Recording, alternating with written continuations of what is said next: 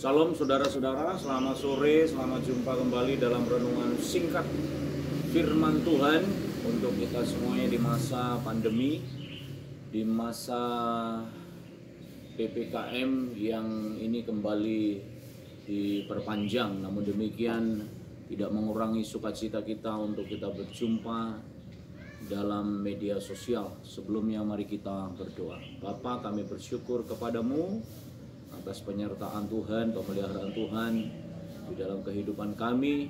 Kami dimampukan untuk bertahan, kami disanggupkan untuk melewati masa-masa ini. Terus memimpin kami ya Roh Kudus, kami rela hati untuk dipimpin. Di dalam nama Tuhan Yesus kami sudah bersyukur. Haleluya, amin. Bapak Ibu yang dikasihi oleh Tuhan, di masa pandemi ini kita tahu, kita sama-sama merasakan, namun demikian tetap semangat, tetap bersukacita, tetap menikmati pemeliharaan Tuhan. Bagaimanapun pemeliharaan jiwa kita itu terlebih besar, dan itu tetap kita mengucap syukur.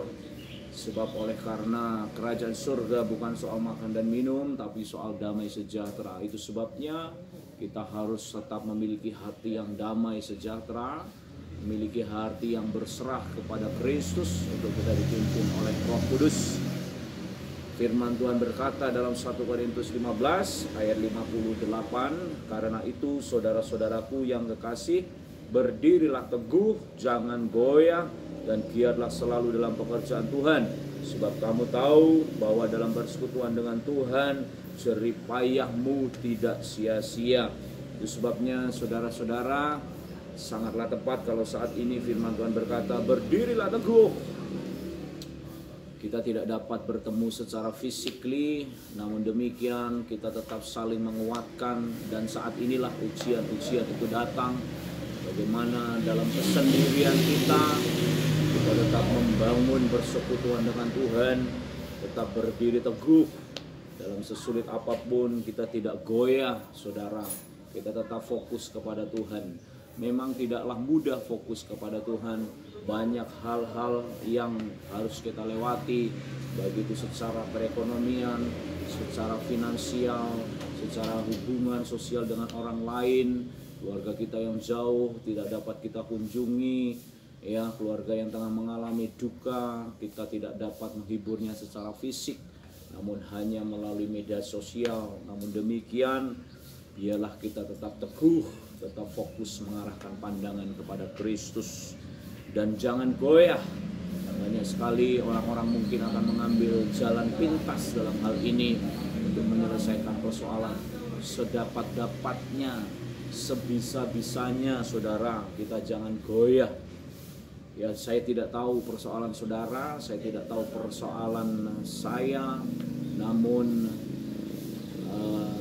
seberapa berat persoalan saya dan saudara itu tergantung bagaimana cara menyikapinya, saudara. Ya, kalau saya bilang tidak tahu persoalan saya, karena bisa tiba-tiba saja persoalan itu datang, dan itu bisa saja persoalan menimpa saudara. Itu sebabnya kita harus merespon sesuai dengan firman Tuhan. Jangan goyah, dan kita harus giat ya dalam pekerjaan Tuhan. Dalam pekerjaan Tuhan artinya tidak hanya dalam lingkup soal dalam sebuah gedung tempat ibadah, saudara-saudara, tetapi pekerjaan Tuhan saat ini bolehlah kita mengerti bahwa dalam aspek kehidupan kita semuanya, dalam pekerjaan kita sehari-hari, dalam kegiatan kita sehari-hari, itu adalah pekerjaan Tuhan yang harus kita lakukan.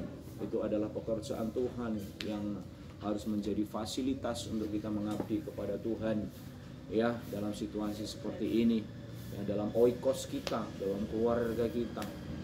Saya senantiasa melakukan ibadah dalam keluarga setiap hari Minggu 8:30, meskipun tidak ada ibadah offline. Itu sebabnya sedapat-dapatnya itu harus dikerjakan, walaupun pendek singkat, namun itu membuat kita tetap giat, tetap fokus kepada Tuhan. Sebab dalam persekutuan kita dengan Tuhan, saudara, apapun yang kita lakukan itu tidak sia-sia.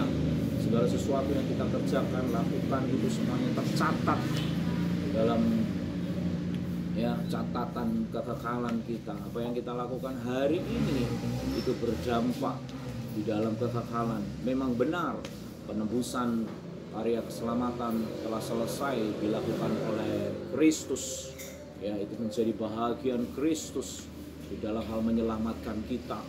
Tetapi Kristus berkata, akulah jalan, katanya. Dialah hodos, jalan, lorong yang panjang untuk kita ikuti, kita teladani.